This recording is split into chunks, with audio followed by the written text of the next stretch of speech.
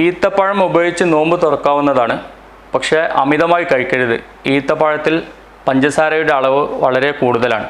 നോമ്പ് തുറക്കുമ്പോൾ എന്തെല്ലാം പഴങ്ങളാണ് കഴിക്കാൻ പറ്റുക എന്ന് ഒരു പ്രമേഹ രോഗി സ്ഥിരമായി ചോദിക്കുന്ന ചോദ്യമാണ്. ലോ ഗ്ലൈസീമിക് ഫ്രൂട്ട്സ്, അതായത് അന്നജത്തിൻ്റെ അളവ് കുറവുള്ള പഴങ്ങൾ, ആപ്പിൾ, ഓറഞ്ച്, മുസമ്പി, പേരക്ക, ബെറീസ്, അതായത് ബ്ലാക്ക്ബെറി, സ്ട്രോബെറി, ബ്ലൂബെറി, പ്ലംസ് എന്നിവ കഴിക്കാവുന്നതാണ്. പക്ഷേ അമിതമായി കഴിക്കരുത്. അമിതമായി കഴിച്ചാൽ പഞ്ചസാരയുടെ അളവ് കൂടും. പിന്നെ ഏതെല്ലാം ജ്യൂസ് കുടിക്കാൻ പറ്റുന്നുണ്ട്? തണ്ണിമത്തൻ, കക്കരി, മുസമ്പി, ഓറഞ്ച് എന്നിവ പഞ്ചസാര ചേർക്കാതെ ചെറിയ അളവിൽ ഏകദേശം 100 ml കഴിക്കാവുന്നതാണ്.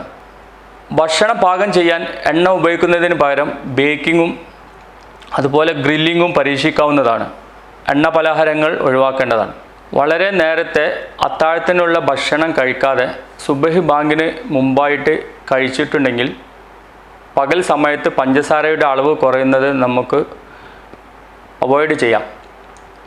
അതുപോലെ തന്നെ വീട്ടിൽ മുതിർന്ന പ്രമേഹ രോഗികളുണ്ടെങ്കിൽ കുടുംബാംഗങ്ങൾ ശ്രദ്ധിക്കേണ്ടത് അവർ ഭക്ഷണം കഴിക്കുന്നുണ്ടോ എന്ന് ഉറപ്പുവരുത്തണം.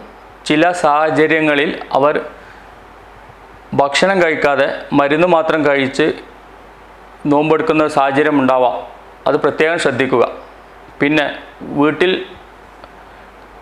പ്രായം ചെന്ന പ്രമേഹ രോഗികളും സ്ത്രീകളും ഉള്ളവർ പ്രത്യേകം ശ്രദ്ധിക്കുക. അവർക്കുള്ള മരുന്നുകൾ എത്തിച്ചു കൊടുക്കണം. മരുന്ന് നിർത്താനുള്ള ഒരു പ്രവണത കൂടുതലാണ്. അതുകൊണ്ട് നമ്മൾ മരുന്ന് എത്തിക്കൽ നമ്മുടെ ഉത്തരവാദിത്തത്തിലാണ്.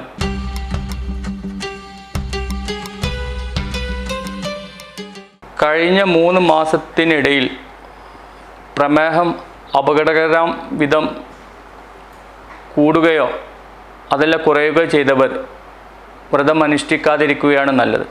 ചികിത്സ പരാജയപ്പെട്ടിട്ടുള്ള ടൈപ്പ് 1 പ്രമേഹക്കാർ, പഞ്ചസാരയുടെ അളവ് രക്തത്തിൽ അധികമായി കുറഞ്ഞു പോയാൽ അത് മനസ്സിലാക്കാൻ കഴിയാത്ത പ്രമേഹ രോഗികൾ, ഇവർ എല്ലാം വ്രതം അനുഷ്ഠിക്കുന്നത് ഒഴിവാക്കേണ്ടതാണ്. അതുപോലെ തന്നെ വളരെ പ്രായമായവർ, പ്രമേഹം മറ്റു അവയവങ്ങൾക്ക് ബാധിച്ച് കിഡ്നി, ഹാർട്ട്, ലിവർ എന്നിവയ്ക്കൊക്കെ ബാധിച്ചവർ വ്രതം അനുഷ്ഠിക്കാതിരിക്കുകയാണ് നല്ലത്.